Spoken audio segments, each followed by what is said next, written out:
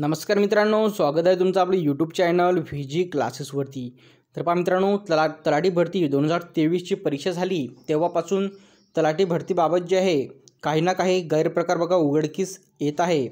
आणि तशातच आता एक धक्कादायक प्रकार जो आहे तलाठी भरती संदर्भात बघा परीक्षा संदर्भात समोर येथे आलेला आहे मित्रांनो। आणि या व्हिडिओमध्ये आपण त्याविषयी बघा सविस्तर येथे माहिती घेणार आहोत। बघा तुम्हा सर्वांना माहिती आहे की तलाठी भरतीचा जो आहे निकाल लागलेला आहे आणि एकूण बघा 23 जिल्ह्यांचा निकाल लागलेला आहे आणि उर्वरित 13 जिल्ह्यांचा निकाल बाकी आहे। कारण की हे जे जिल्हे आहेत ते पेसा अंतर्गत आल्यामुळे जो आहे त्यांचा निकाल अद्याप जो आहे लागलेला नाही आहे। आणि पेसाची जे पिटिशन आहे माननीय सर्वोच्च न्यायालयामध्ये असल्यामुळे जो आहे हा निकाल वेटिंगवरती आहे।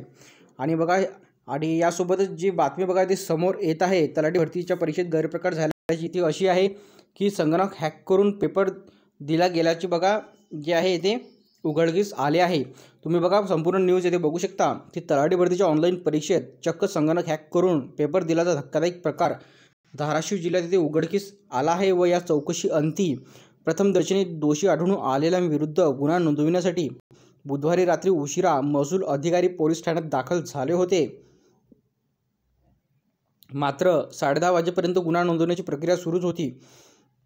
आणि सोबतच बघा 17 ऑगस्ट ते 14 सप्टेंबर 2023 या कालावधीत धाराशिव जिल्ह्यात तलाठी भरती प्रक्रिया पार पडली। यासाठी ऑनलाईन परीक्षा घेण्यात आली व या परीक्षेत लातूर येथील एक सेंटर चालकाच्या मदतीने येथील संगणक हॅक करून पेपर सोडवण्यात आला व प्रश्नाच्या योग्य उत्तरासमोर टिक करण्यासाठी वापरला जाणारा कर्सर लातूर येथील ऑपरेट केला होता आणि असे सूत्रांकडून सांगण्यात आले। व या प्रकरणाची चौकशी झाली असता या संबंधित जे आहे दोघां परीक्षार्थींची नावे बघा ते समोर आलेली आहे।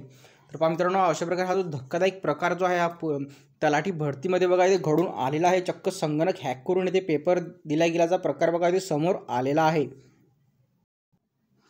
तर बघा मित्रांनो, व्हिडिओ थांबवूया आपण, येथे भेटूया पुढच्या व्हिडिओमध्ये लवकरच। धन्यवाद।